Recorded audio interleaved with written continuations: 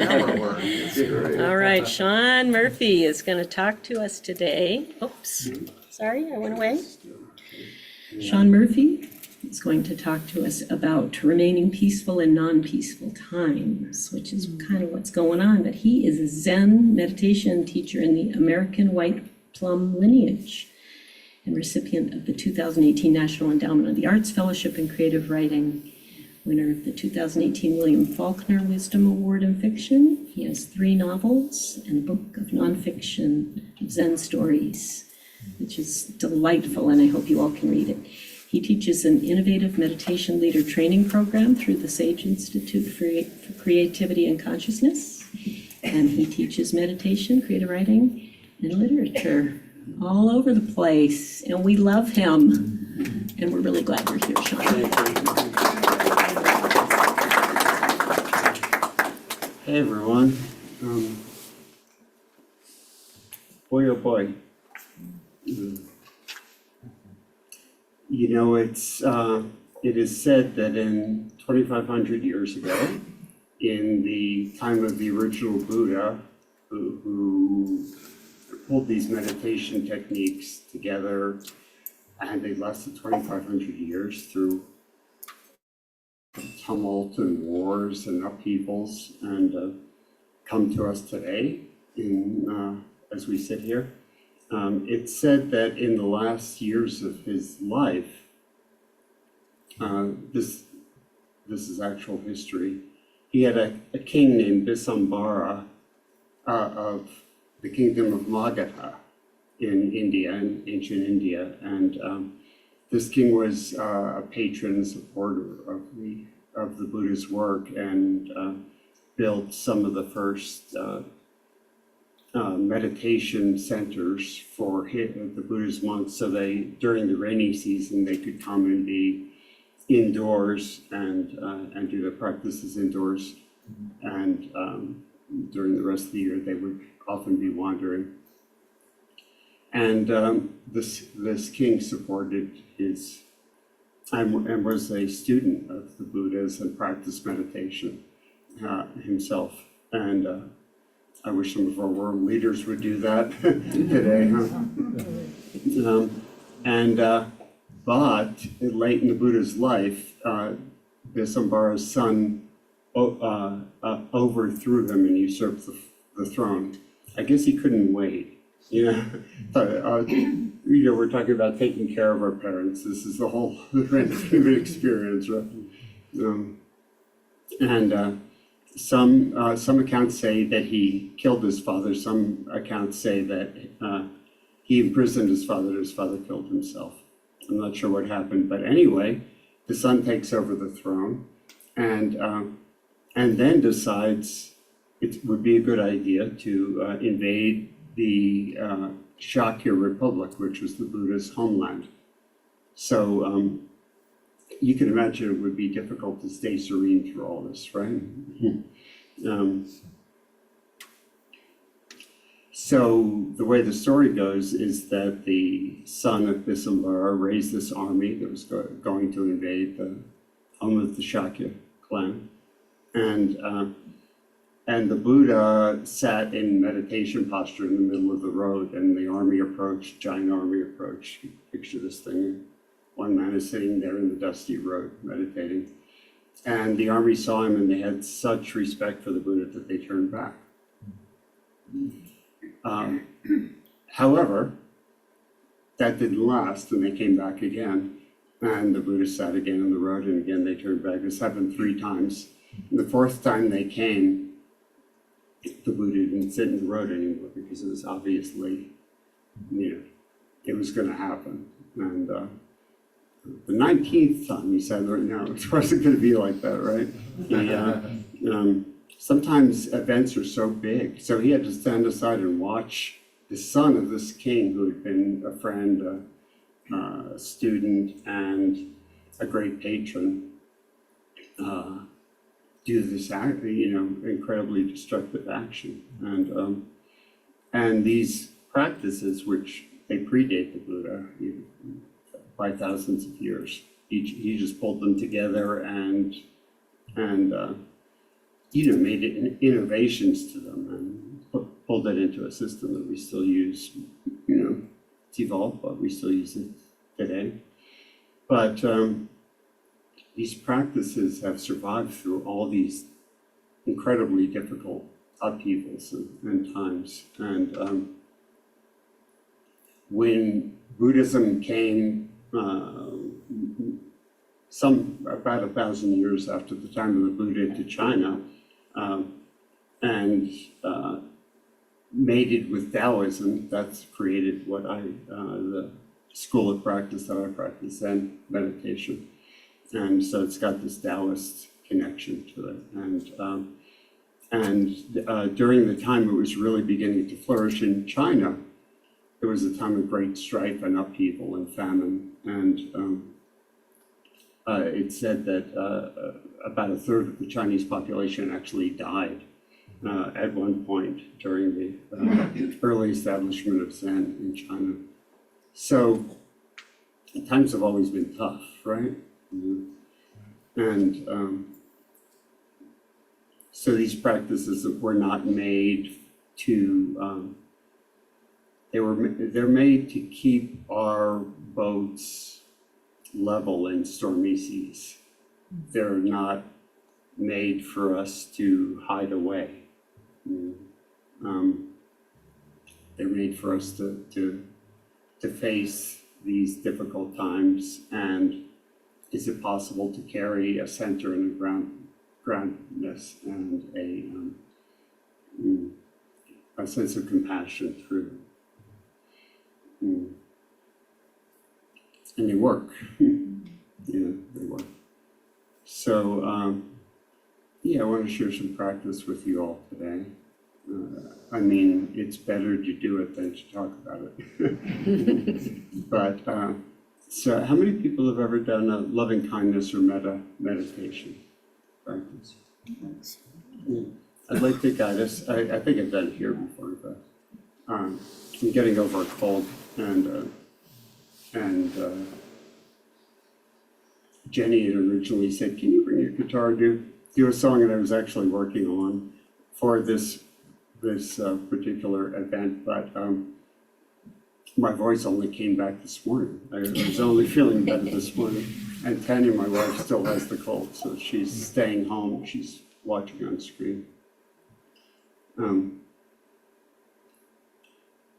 But before I start, it's just it's important to remember that our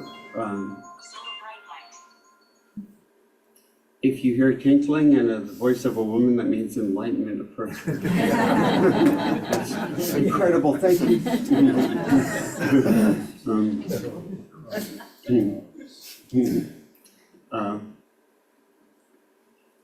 Our source and our happiness comes from within, rather than from external events, because external events are always going up and down and up and down and up and down, right? Even individually in our own lives. So this is what meditation practice or true spiritual practice in general brings us, is some stability or equanimity in the inevitable tumult of life, because everyone has their ups and downs, and obviously societies and cultures and civilizations have their ups and downs, and that's what it's always been, right? Life's never been safe. So it's not that we make ourselves happy and check out. It's not a Pollyanna practice. It's to keep ourselves stable, because if our boat is tipping, we can't invite anyone else into it, or we all go over, right? So it's like in the airplanes, right? If the oxygen masks drop, put your own one on before the next one, because if you conk out, you won't be able to help the next person. So that's what we're about in doing this. Excuse me, I need a cough drop, so my cough doesn't come back. I've got one. You need water? No, I've got it's okay, I have a cough drop, thank you. Yeah. I came prepared.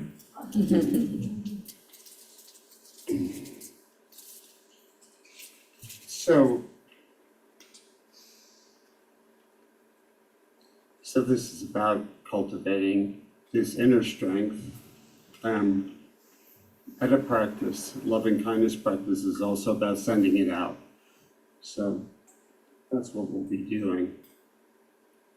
I just like to guide us for about, might take 15 minutes, might take 18 minutes, something like that.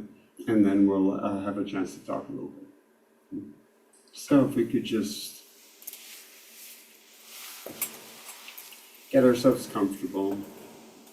Eyes can be open or closed, or half open, half closed.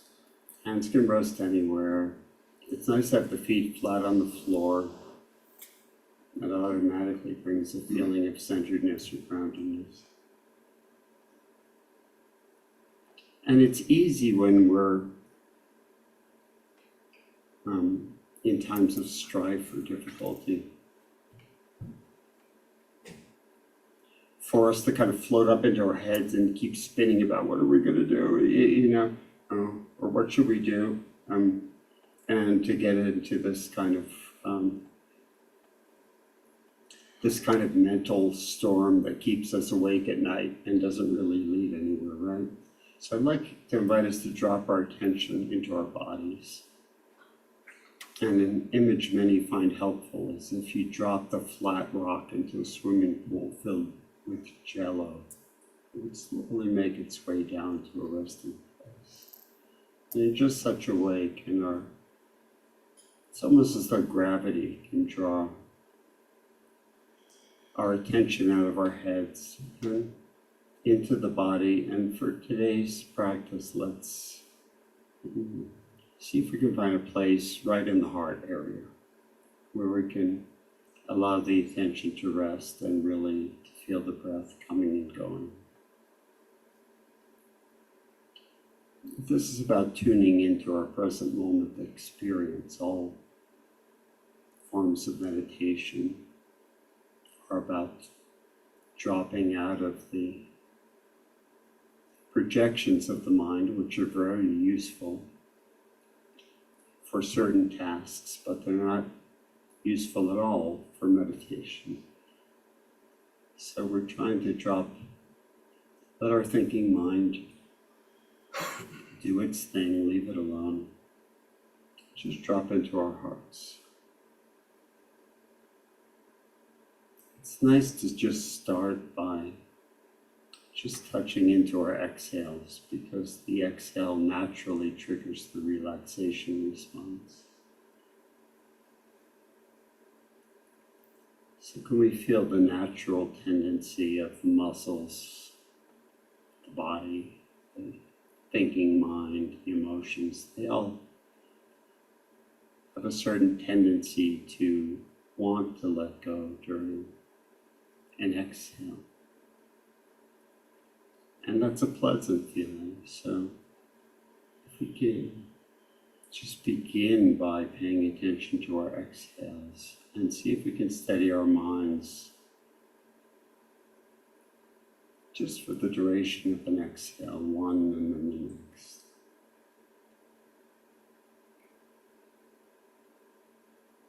Most people can do this at least after a few tries without being drawn away by the thinking mind. And then it starts to feel nice.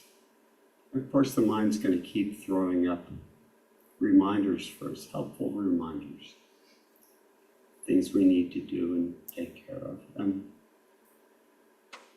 we're kind to the thinking mind. Give it a little nod of acknowledgement and just say, "Not right now, we'll get back to you later. We're just doing this." Just see if we can steady our attention for that short duration of one exhale and then the next. If the thinking mind has to come in with an urgent message on the inhale, sure, we can do that. The main thing is to notice that natural sense of settling and relaxation, which is rejuvenative. If we just notice that, it will deepen by itself. And then as we sink in, don't we all need relaxation? Of course we do. letting go. So, yeah, we're going to pick up our own problems and the problems of the world afterwards, but we deserve a little break, don't we?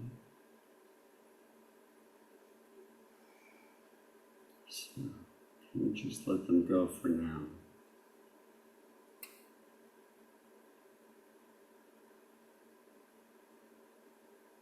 As we continue, if you start to feel centered in the exhale, you can start to add your attention to the inhale as well.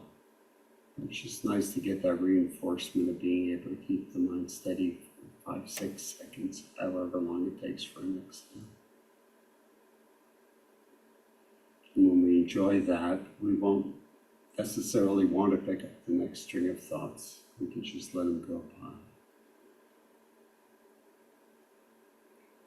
So because, as Jenny sang earlier, because our thoughts are prayers,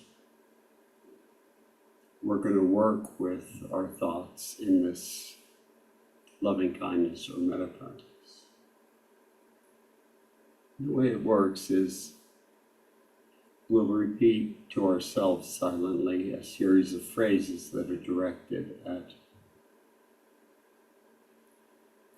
individuals, different individuals, and I'll guide us through it. It'll become clear as we do it. But we begin by bringing into mind, into heart, really, the awareness, feeling, image, however it works for you, of some being in your life for whom you have completely unconditional love. It's best not to choose a relative or a spouse. Something I usually choose our little rescue chihuahua, Monty, because it doesn't matter what he does, he can poop anywhere, I'll still love him. It might be a niece, nephew, grandchild.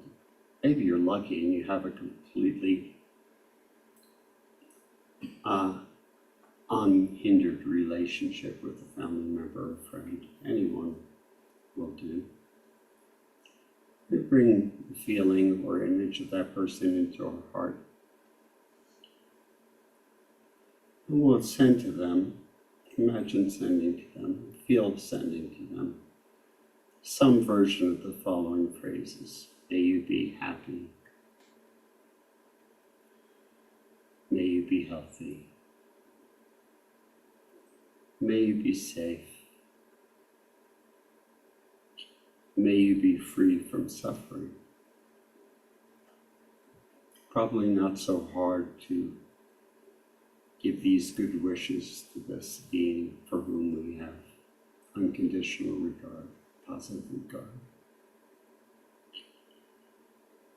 We repeat it silently to ourselves. The mind will tend to drift away. We just bring it back. It's okay. Say to them, may you be happy, or if you prefer, content or joyous, or may you know joy.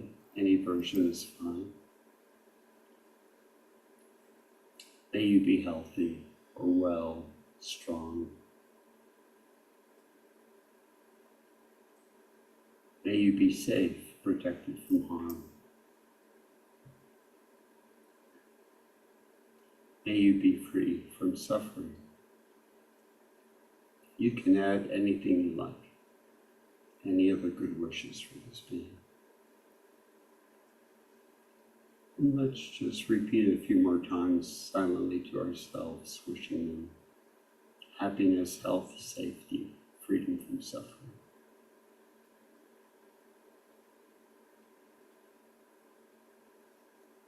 It's okay if you don't feel anything, just give it a try anyway. It's okay if emotion comes up. Sometimes people cry, sometimes resistance comes up, and that's okay. You can send these good wishes to the resistance if you wish.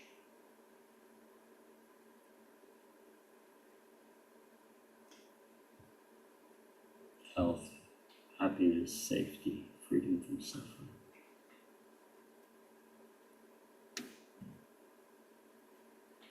And now bringing into our hearts and minds the image or feeling of ourselves at some point in childhood.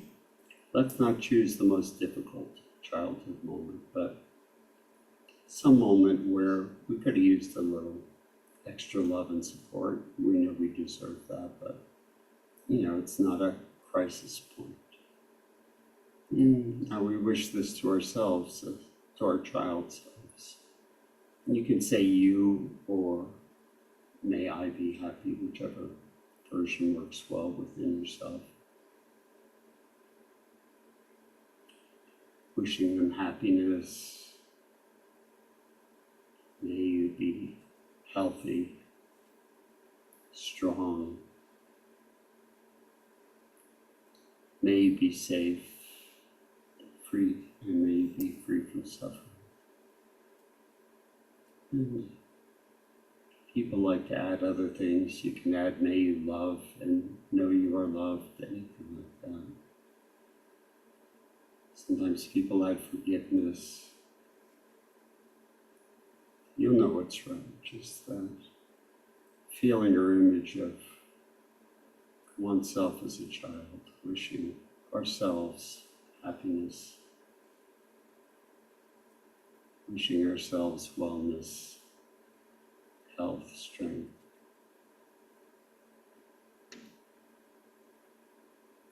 Wishing ourselves safety, freedom from harm. That child self. Wishing ourselves as a child freedom from suffering. Just a few more times to ourselves, quietly, any version.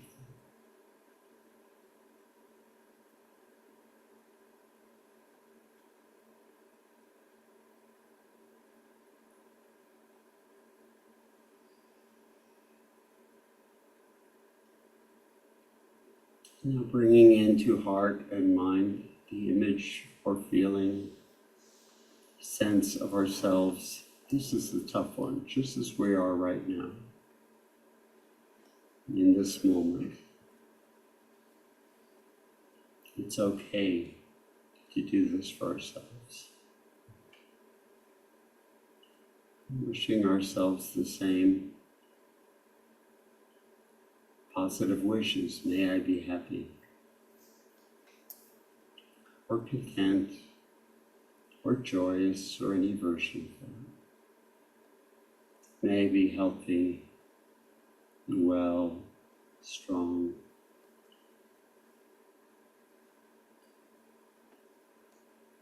May I be safe, protected from harm. May I be free from suffering. We often feel resistance sending this to ourselves, so we can send the positive wishes to the resistance, that resistant part of ourselves as well. Wishing ourselves happiness, health, safety, freedom from suffering.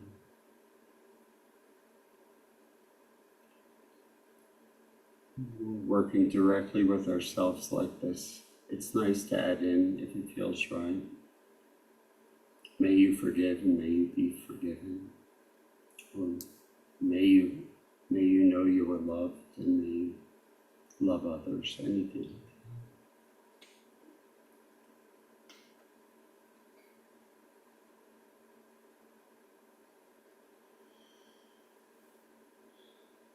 Just a few more times to ourselves. Wishing ourselves, sending goodwill to ourselves for health, happiness, safety, freedom from suffering. Perhaps forgiveness, love, anything else you want to add. Might want to add, wish ourselves liberation of mind, heart, body, and spirit.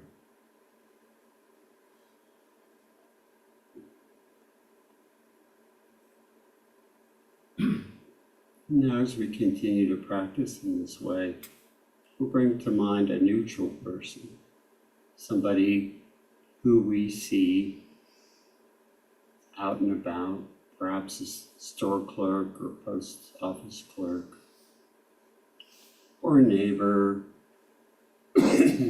someone you have no particular feeling, positive or negative about, but just a neutral person in your life. And bringing them into your heart and mind. May you be happy, may you be healthy, may you be safe, may you be free from suffering. Anything else you'd like to add? I like to use a post office clerk who I see quite commonly, and he seems to get happier and happier. May you be happy, may you be healthy, may you be safe, may you be free from suffering. Maybe another time or two.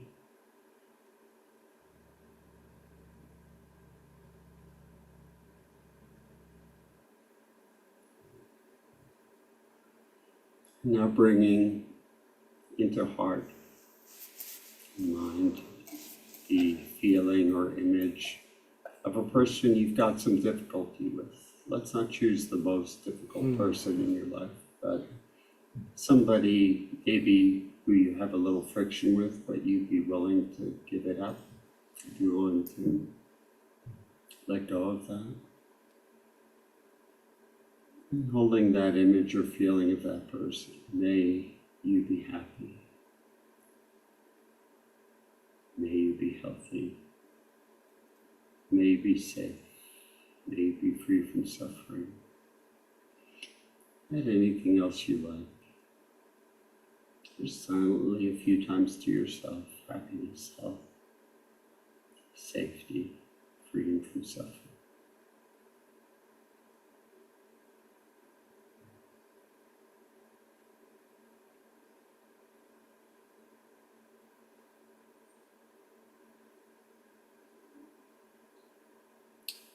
We start to expand the circle of care to include everyone who's here together, both in this room and virtually,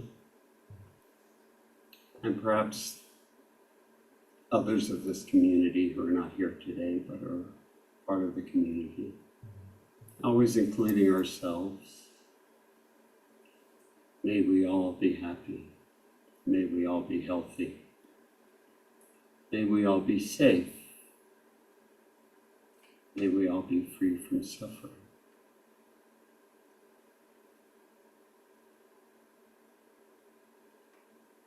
We feel that web of interconnection, wishing this community and ourselves happiness, health, safety, freedom from suffering. Let's let our circle widen to include our region. People in our town, the town of Taos, Ranchos, surrounding areas, Penasco, down to the canyon, or just general region, including the animals and plants, ecosystems, mountains, streams and rivers, creatures of the air, creatures of the waters and the land. May all be happy, may all be healthy. May all be safe, may all be free from suffering.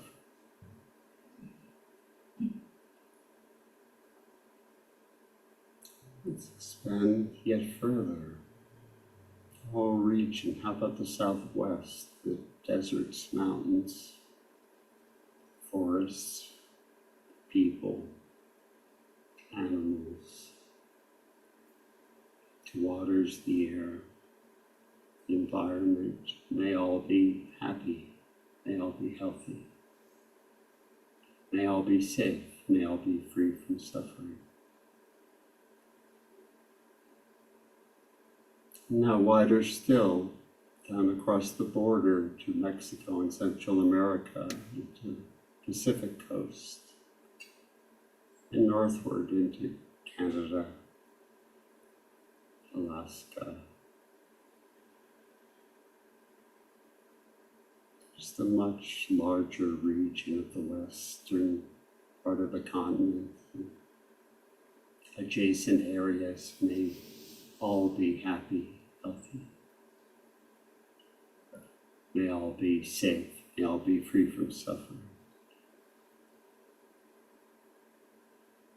Now widening to include the entire continent, the east, and up to through Canada to the polar areas, down through Central America into South America, the seas, the oceans, rivers, mountains, ecosystems, people. May all be happy, may all be healthy, may all be safe, may all be free from suffering.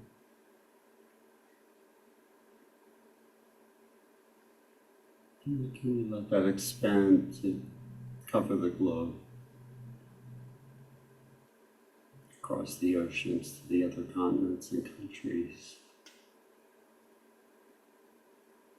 down to the Antarctic and all the way around through Europe, Asia, Africa,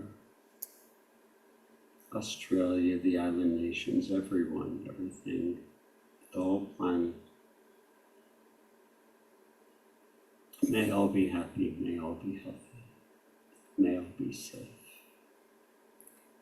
may all be free from suffering.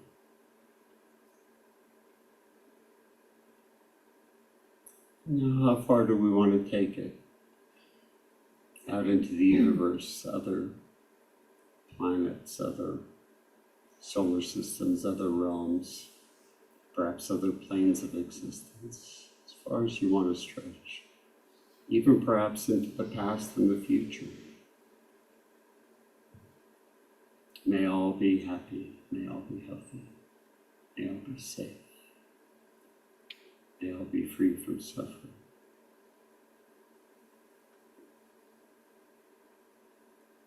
Leave us for a minute or so to direct that out as far as you like. Or if you wish to take this care we've cultivated and direct it to an individual, an issue, a region, a conflict, anything you like, wishing happiness, health, safety, freedom from suffering.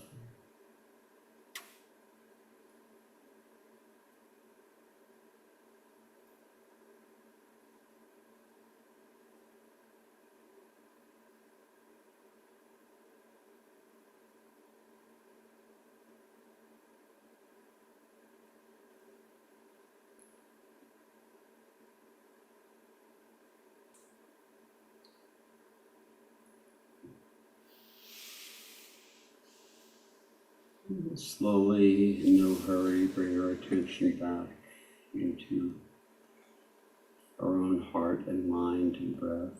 We can begin to move a little and stretch if we like. In a few minutes we can share if we want to.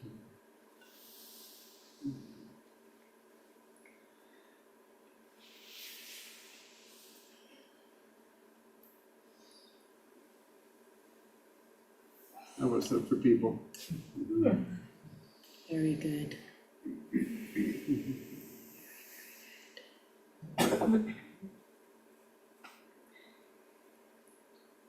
If you yourself are feeling distraught or upset, it's okay to just do metta practice for yourself for a while. In fact, particularly with young people who are often feeling so insecure and doubtful of themselves, I sometimes encourage them when they're coming to meditation, just do metta practice for yourself for a year until you're really sure you're okay with yourself and that you've established self-love and self-regard. I mean, that's the main boat, right? If that boat's full of leaks, you know, we invite a relationship into it, we're all gonna drown, you know? So, you know, that's our first job, is to take care of this, and then our next job definitely is to take care of others, so. But self-care is so important in times like these. It's so easy to get upset, isn't it? It's so easy to get, and the upset is justified. We don't want to cut ourselves off from what's going on and from the suffering of others. We certainly don't want to. But then again, this is how we do this practice. We begin with ourselves and we expand it out. Any questions or comments? Yes. It was really interesting to me to go out into the universe. I've never done a practice. And also I appreciated you including the ecosystem. Because usually I'm focused on people. But including that felt, it felt fuller. Talk about a leaky boat, right? The environment. We don't have that, we got nothing, do we? We're not gonna just be floating out there in space, being just fine watching TV.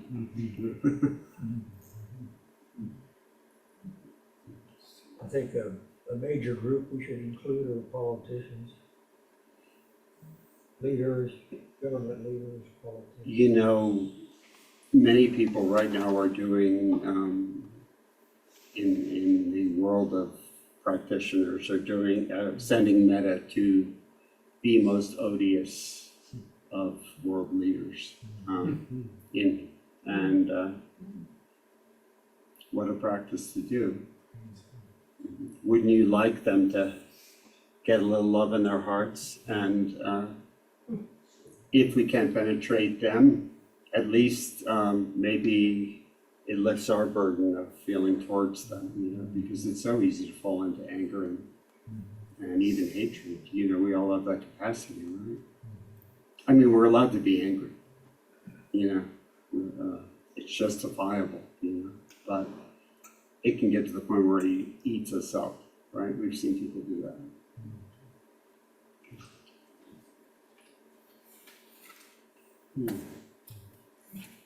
I love the story of the Buddha. It's such a wonderful reminder to have a larger picture. It's quite something, isn't it? Yeah. And you know, to go through these cycles all the time. Yeah, that's human history, has gone through cycle after cycle after cycle. I hope we get to go through other cycles. I was also thinking of, you're mentioning the boat. Ted Wired in his brief group, which I go to, which is wonderful. The first in the series of talks is what he calls the boat talk. And the boat is our lives and how all the losses in our lives, all the traumas, you know, it just keeps filling our boat until finally we sink if we don't start bilging it out. Yeah. Also, I liked your analogy of the oxygen mask, because I used to be a stewardess, and so, you know, putting on your own mask first before you attend to your child Yes. is a good analogy for self-care, because we can't pour from an empty. Yeah. Well, after we finish here, I'll put in my drink order. That's how I met my husband. Oh, really? So we're getting close to out of time, but I'll stick around to chat with people if you all want. If anyone wants to chat. We did have a meditation group going here. How long was it for, Ken? Nearly a year. Yeah. Yeah, and these things tend to fizzle. Everyone comes in with all this enthusiasm, and then life pulls it. You know, as a meditation teacher, I I've got to say the most common thing I hear from people is, yeah, I used to meditate. I don't know what happened, you know. What does happen is life intrudes one way or another, you know, and it throws us off and we tend to not come back. So I'd be happy to support a meditation here again if you all wanted to pull one together. But like I say, it was only, we just kind of stopped doing it a few months ago. So it, you know, it lasted for about a year and fizzled, and that's really common. So, but I would do that again if people were up for it. You all would just need to organize it, and we'll find a time and I would show up. And we might really need it in these times. I mean, I understand. I know what it's like. I've kept up a practice for 36 years. It's not always easy, and it gets disrupted at times. But I do teach currently 2 places. If you just want to plug in what exists already, if you belong to the Southside Gym, I teach there at noon on Tuesdays. And they have a little yoga room, which is perfect for meditation. We have a nice little group that comes there every Tuesday, solid group. And then Taos Mountain Sangha has an online by Zoom meditation and talk every Wednesday night at 6 o'clock from 6 to 7:30. I know some of us are resistant of Zoom, but it works pretty well, you know, and you don't have to drive at night, which a lot of us don't want to do, right? So I teach there once a month, and the other teachers are good too. Someone's got their hand up there. Isn't that funny? Yeah, you can't quite. Dave, I bet Dave's reminding me at the Taos Enchanted Village, we also have a 10 a.m. sitting every Monday morning. And some of my meditation students lead that. I'm there sometimes. And that's a nice group too, and anyone can come. On Valverde, if you're driving on Valverde, you see the back entrance to the Taos Enchanted Village, and there's a building right there in that parking area. It has a library and a group room, and depending on the time of year, we're in the library or the group room. Yeah, Dave? Bistro. The Bistro. You call it the Bistro? Okay, yeah. Anyway, that's also a nice place. So, an opportunity, yeah. So, Ken? Sounds like you're free at noon on Wednesday. We could do noon Wednesday. Probably if I was to start it again, I might want to try morning time, because that might be better.